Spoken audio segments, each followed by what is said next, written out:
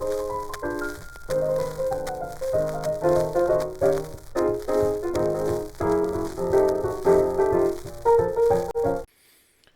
our second chapter, we talked about biases. These are often called heuristics these days.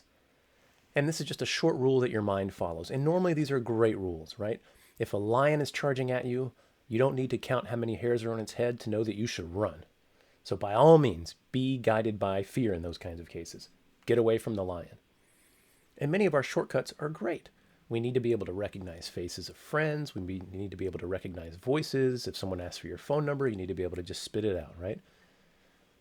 A bias is when, in our heads, we have enough information to reach an optimal decision or the best decision given our information, but for some reason we don't. It's as if we don't access the good information, we access bad information. That's what makes a decision suboptimal, because not all information is equal. Some information is more psychologically available to us. Our minds pull the bad information as opposed to the good information. And when information is concrete as opposed to abstract, we're more likely to pull it in.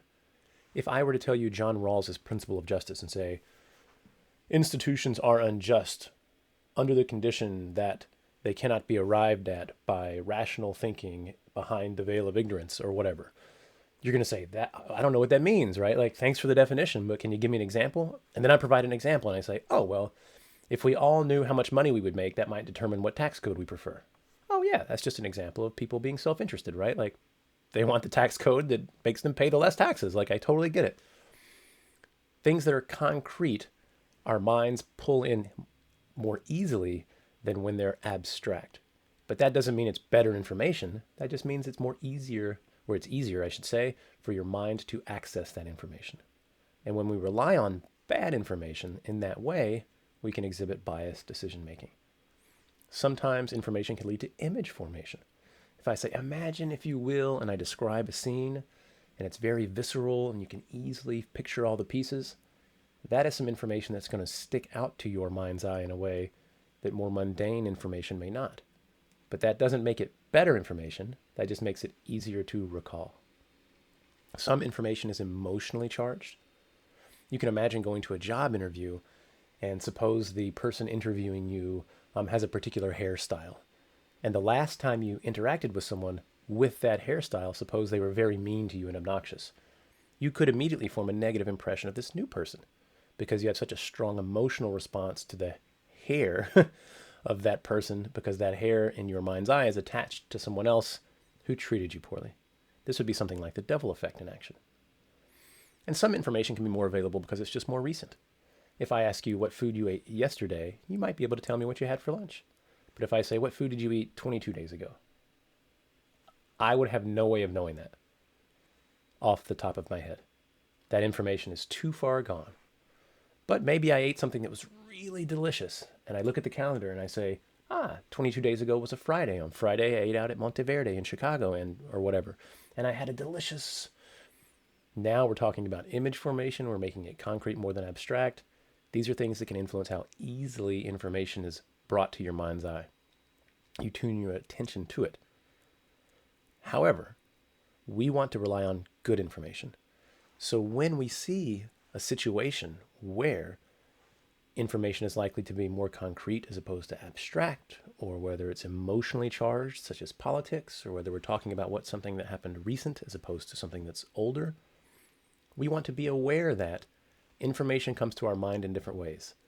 This is why record keeping is good.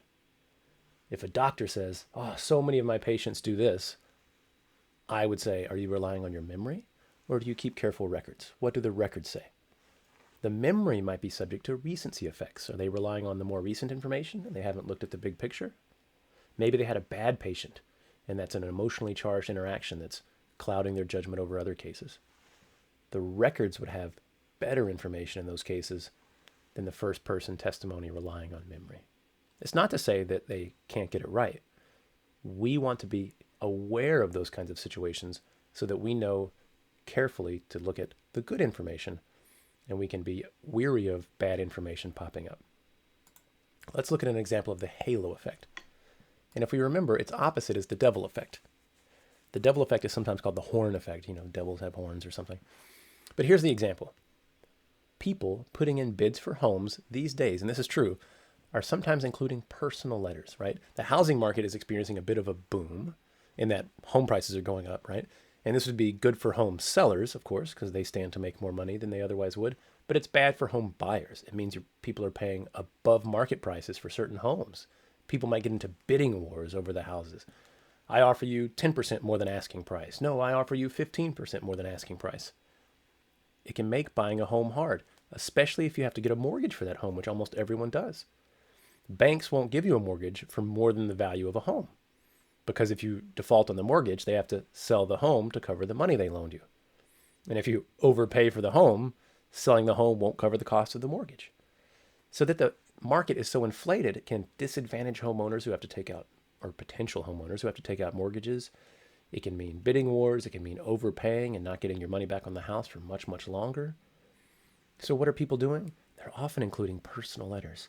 Oh, dear seller of the home, we just love your home.